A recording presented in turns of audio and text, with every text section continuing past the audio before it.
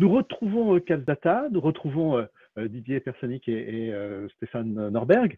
Je rappelle que dans une première vidéo, on a évoqué qui est CapsData. Vous êtes donc une startup, vous avez une scale-up même, hein, rappelons-le, c'est-à-dire que vous avez déjà dépassé le stade de la startup, que vous êtes sur l'île, que vous adressez les problématiques du data center et d'une manière plus globale d'ailleurs les problématiques de l'industrie au travers de l'efficacité de leurs équipements.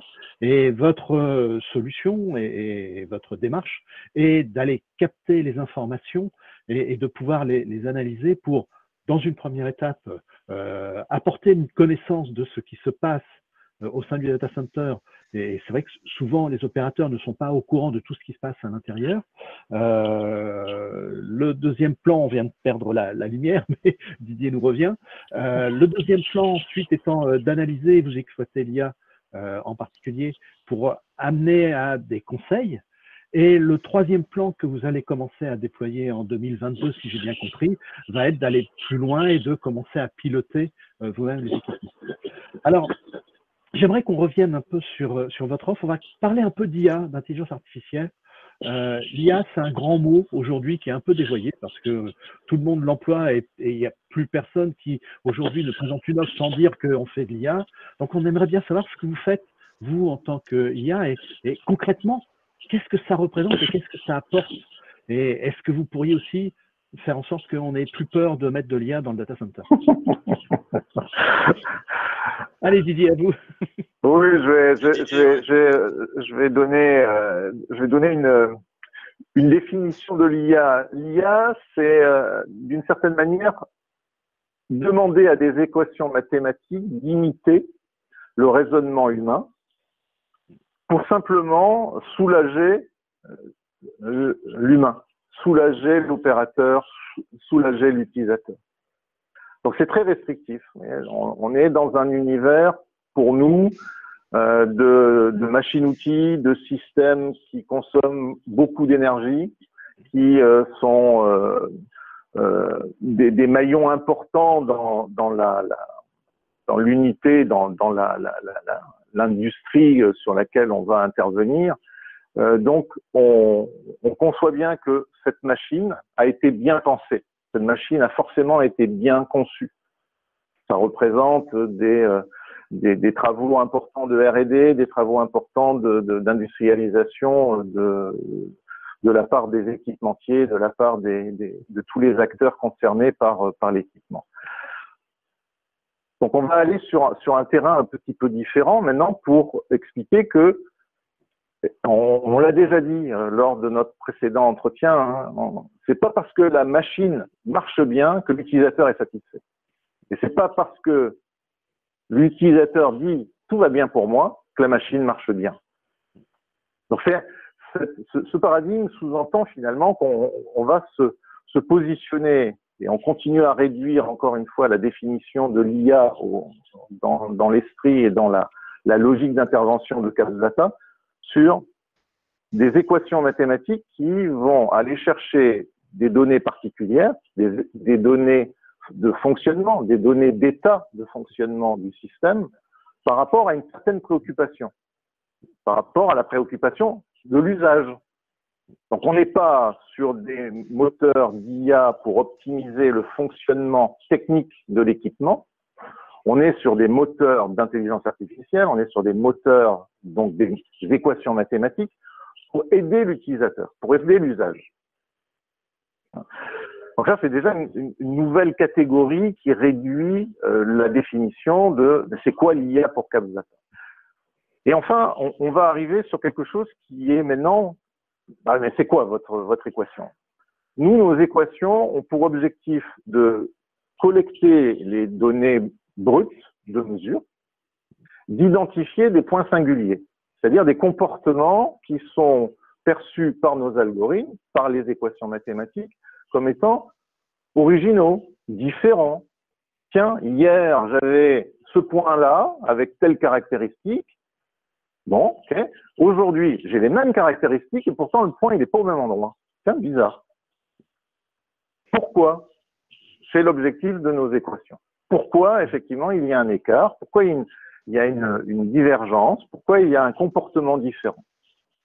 Et on rentre, bien entendu, dans des domaines que l'on appelle multivalués.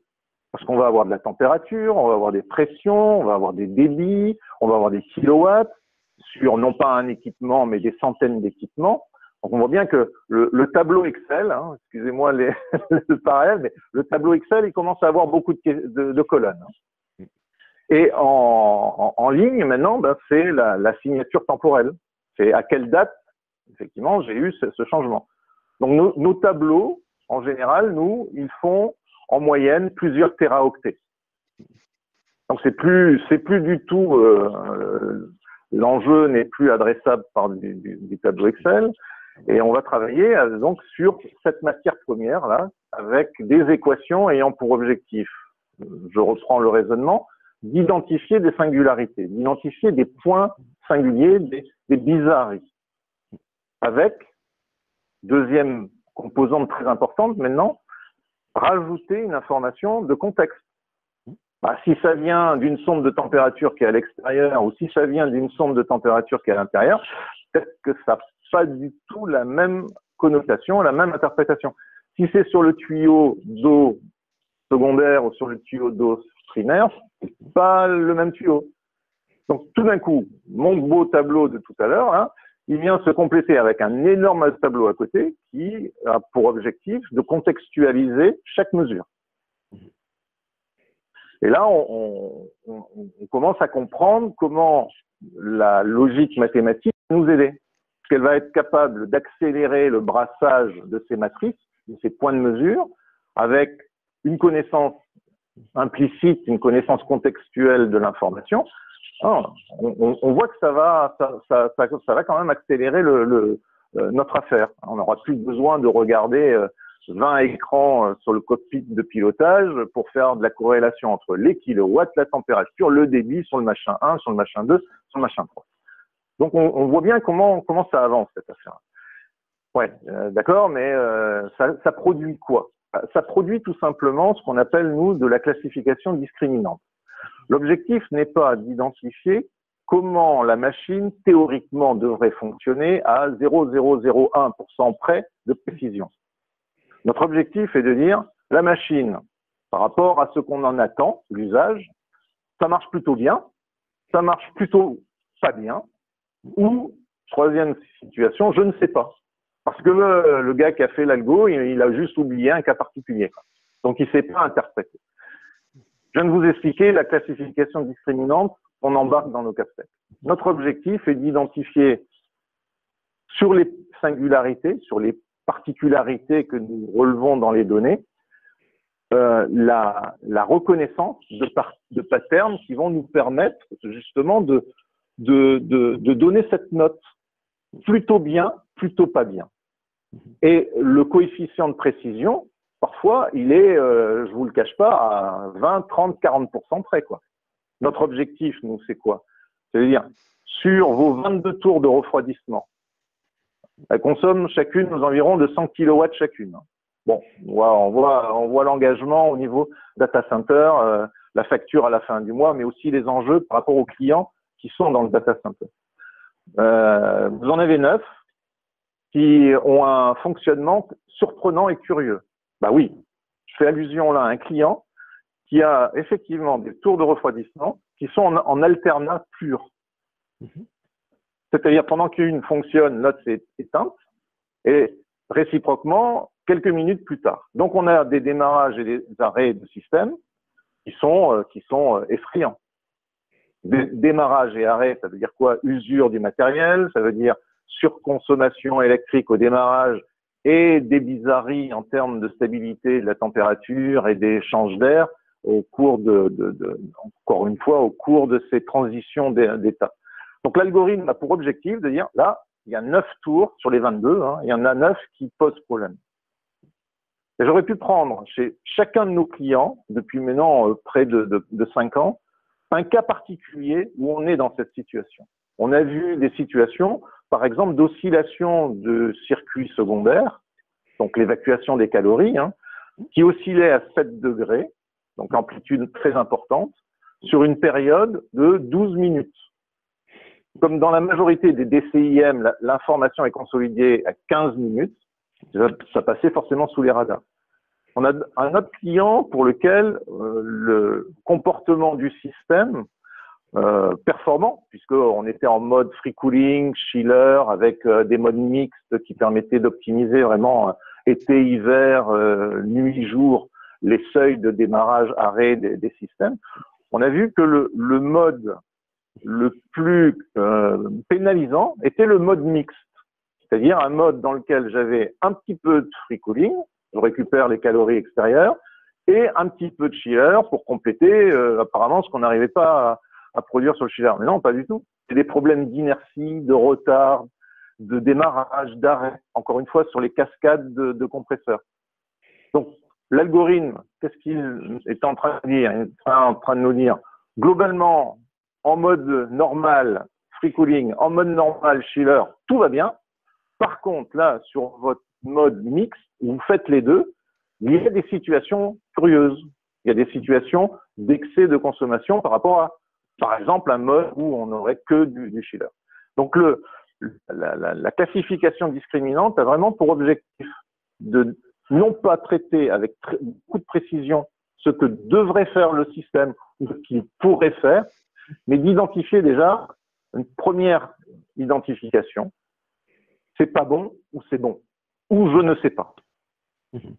Et là, on commence déjà à rentrer dans quelque chose qui, au niveau scientifique, au niveau recherche appliquée, continue à nous exciter, bien entendu, au labo. J'imagine. C'est loin d'être abouti. Tout à fait. On va arriver au terme de notre entretien. Hein. J'en suis désolé, mais bon, on ne peut pas non plus. Et c'est tellement passionnant qu'on pourrait encore passer des heures, je pense, dessus, Merci. sur ce sujet. Et c'est moi qui vous remercie parce que vous nous partagez des choses qui sont extrêmement importantes. Et je pense que les gens qui vont vous voir et vous écouter vont être très, très intéressés. Stéphane, quand même, juste pour terminer, en termes de ROI, qu'est-ce que ça représente? Parce que n'oublions pas que le nerf de la guerre, ça reste le fait d'abaisser les coûts. Donc, les expériences que vous avez menées dans des data centers, est-ce que vous avez pu mesurer des ROI? En fait, ROI, c'est effectivement un sujet, combien ça me coûte et dans combien de temps est-ce que ça va me rapporter ou arriver à gagner ce coût. En fait, ce qu'on voit déjà quand on fait la phase de mettre en place le système qui va donc communiquer avec les installations, on constate très vite des gains qui sont de l'ordre 10 à 30% sur le périmètre que l'on regarde. Et ça, c'est très important à même comprendre. Ce n'est pas évident avant, mais quand on commence à travailler avec les équipes, et c'est extrêmement enrichissant d'ailleurs, je dois dire ça, le plus intéressant, c'est de travailler avec les équipes. Parce qu'au début, eux, ils disent nous, on sait plein de choses et on pense que vous allez trouver des trucs. Donc déjà au début, on découvre on va pas appeler ça anomalie de gestion, mais d'anomalie du système à cause de ce que Didier a dit. Avec le temps, l'installation n'est pas la même que quand ça a été installé au début. Et donc, les gains sont déjà là, un peu invisibles, et on apporte déjà un gain tout de suite, c'est-à-dire sans parler de ROI. En deuxième phase, on voit que quand on commence à travailler, même pas encore en temps réel, on est sur un gain de fonctionnement avec les opérationnels à assurer ces 10 à 30% de gains en temps réel. Et maintenant, on commence à avoir des expériences sur, justement, quand on fait un loop-back du système, c'est-à-dire qu'on régule carrément avec un équipement qui fonctionne déjà très bien, mais où on va assister à, par exemple, baisser la consommation énergétique. Et là, on rassure, c'est-à-dire qu'on est sur une assurance de vraiment trouver les 10 à 30%. On ne peut pas donner un chiffre à 30 ou 15, mais c'est vraiment entre 10 et 30%. Et ce que nous, on avait dit au début, quand on a développé cette approche, on a dit, on va attaquer ce qui donne un ROI à 1 an. Et en réalité, on est beaucoup plus bas que ça. Donc déjà, faut ici rajouter, Didier, je pense qu'on n'a pas dit, nous ne vendons pas, nous ne proposons pas un logiciel, c'est-à-dire qu'on ne vend pas un logiciel avec une licence. On peut en fait mettre en place une solution à assister déjà le client dans le pilotage avec un coût fixe. Il n'a plus de coût, en fait, parce qu'il n'y a pas… Nous, on travaille avec des open source, on rajoute nos algorithmes, on en rajoute nos outils, mais c'est très important à dire, ce n'est pas une implémentation de logiciel. Et le ROI, donc, était déjà au début l'objectif d'1 an, mais en fait, on voit que le ROI, on peut décider lequel on veut parce qu'on maîtrise l'installation une fois que l'on a démarré. Est-ce que ça, c'était bien dit, Didier, ou pas? Parce que, voilà, voilà, Ok. exact. Ok. Bah écoutez, Didier, Stéphane, ce que je vous propose, c'est que on va s'arrêter là. C'est déjà beaucoup d'informations et je pense que je me répète, mais vous allez intéresser beaucoup notre écosystème. On va continuer d'échanger plus tard. On reprendra. Peut-être d'ailleurs, si vous avez des clients qui peuvent parler, ce sera aussi un point qui est intéressant et important. Donc voilà. Je tiens d'abord à vous remercier. Merci à vous. Merci. Et puis on va Merci. se suivre. Voilà. Merci. Merci beaucoup. Merci beaucoup. Au revoir. Voilà. Merci. Au revoir.